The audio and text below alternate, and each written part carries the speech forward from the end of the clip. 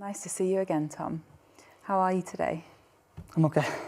So I understand that since I was seeing you that while ago, that you're in hospital again. Yeah. So can you tell me a bit more about what happened before that? Well, it was a few months ago now. I'd done quite well for a number of years. Sort of kept it under control, really. But yeah, I mean, I've not seen you since your gap year, wasn't it? yeah, so that was 4 years ago. And so yeah, it was quite disappointing to go through it all again. But it sort of started towards the end of university. So I was doing law, and I was on course for a first, and I was just coming up to my final exams, and I had a few essays and a few exams, and so I started working really hard. I felt like, right, now is the real time to put the effort in and to put the work in. So I started to step a bit later, take on a bit more work. So my stress levels sort of start to increase over a while. I was drinking a lot more coffee, took a few caffeine tablets, and energy drinks. A few people, well, because sort of the environment at the time was a lot of people were pushing themselves that they wouldn't normally do, and some people were taking Ritalin.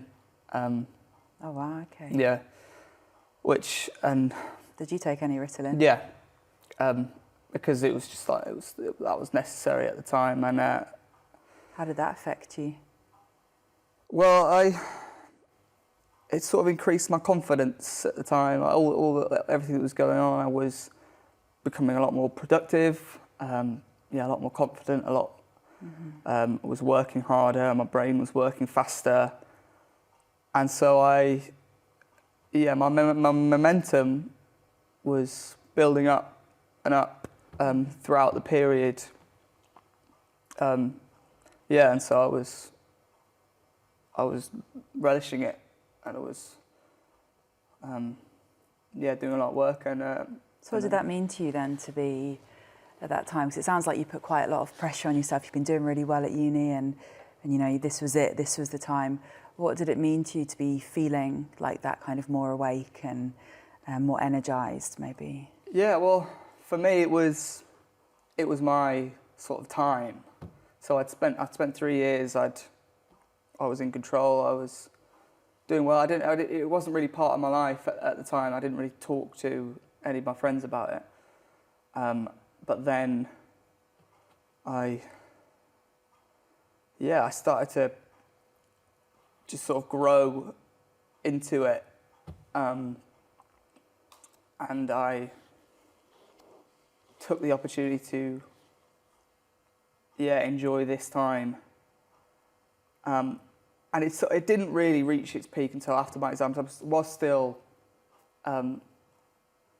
still functioning throughout my exams. I have since found out that I didn't get the results that I wanted to. Why do you think that was?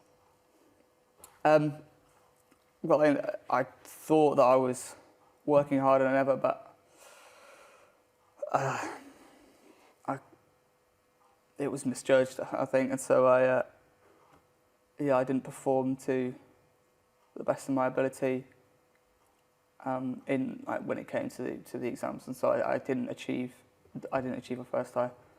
I only got 2-1. What else was happening for you around that time? I mean, you talked about the pressure of your exams and staying up for them.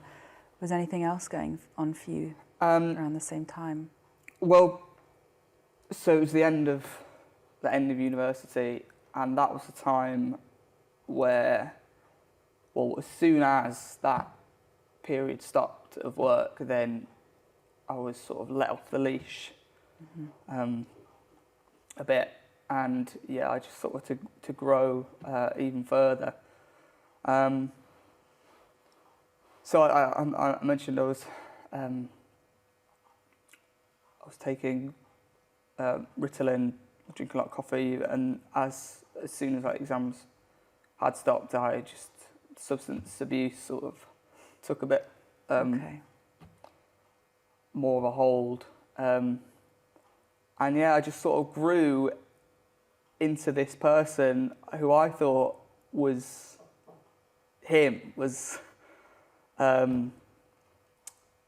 the guy that everyone wanted to be around and to see. And so I made sure that I was just everywhere that could be seen. I was, so this is like the gap after you finish the exams, but before the results are out. Those few weeks. So we were just going out a lot, if not every night. You said that you were taking Ritalin and drinking a lot of coffee. Yeah. And using other drugs as well. Yeah, it sort of developed into cocaine, a lot of cocaine, MDMA, MCAT. And how did they affect you? I honestly was on cloud 9 at the time. I was the person that everyone wanted to know. In my head, I put myself at the centre of the universe, and I convinced a friend of mine who develops apps that we should. I had an idea to develop an app about when you go into a alcohol shop, that it'll weigh up what's the most cost-effective way to get wasted. Right. So at the time I was spending a lot of money, a lot of my parents' savings. I'd got a credit card, which I didn't tell them about. And so in this sort of role as the man about town, I spent a lot on alcohol, drugs, clothes. I invested in this technology. I was... So it sounds like it began with kind of the exam pressure and putting more pressure on yourself to stay up, using kind of stimulants to keep yourself awake. And then you started to feel like you were more and more the man. You were kind of popular, you were successful. How did you respond and cope with those symptoms? What did you do once those are kind of begun? Well, having not had to deal with my illness throughout university, and for it not being a part of that world, I didn't confront those symptoms in a way that's going to have long-term sort of stability. It began with doing the work that I needed to do. That's just what I needed to do in order to achieve my goals and to achieve what I want to. And then I just let it take hold, and it was all part of me. It wasn't the illness, it was me. It was just, I was the master of this whole situation, and everything that was happening was down to my own doing. So it sounds, you say on the one hand you didn't confront it, you kind of just let it roll. And on the other hand you said that you kind of took it as evidence that you were very energetic, you were powerful. This was all kind of explained about who you were. And it, I guess, how did that affect you, looking at things in that way?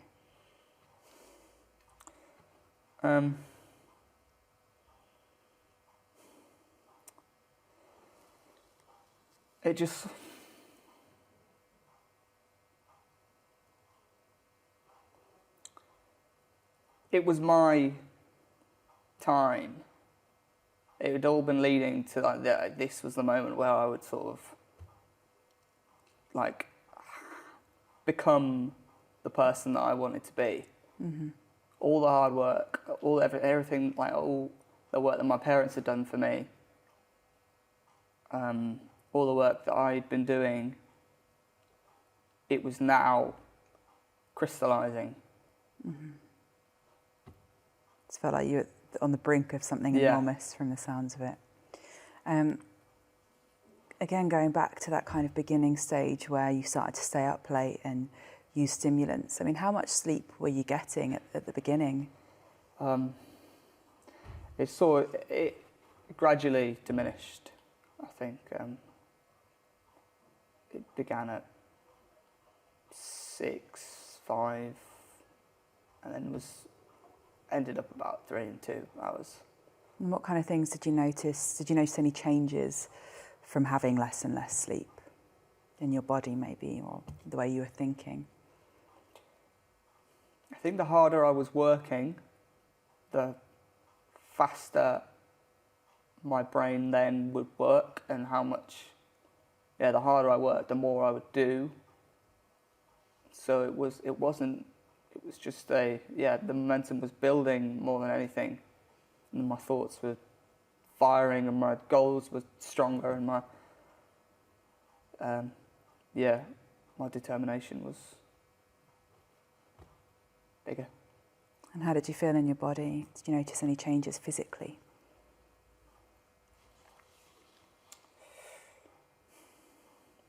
Not that I can recall at the time. Maybe I was avoiding confronting any negative effects, but nothing powerful comes to mind. Okay. And once things were a bit further along after your exams, you said you were going out a lot, you convinced your friend to do this app. Was there anything else that you did that maybe you wouldn't normally do, that you think might have been a sign to you that your mood was much higher than you'd like it to be? I had a lot of savings that my parents had built up for me, which don't really exist anymore, either through the money I invested and through drugs, clothes. I had a girlfriend at the time, but because I was the main character in a sense, that I was the only really person that mattered, and so sort of those around me, especially her, it just sort of didn't really have as much importance.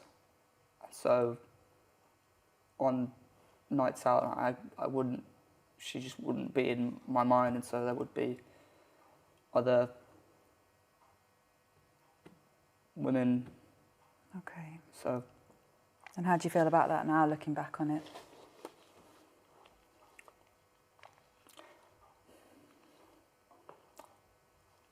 I think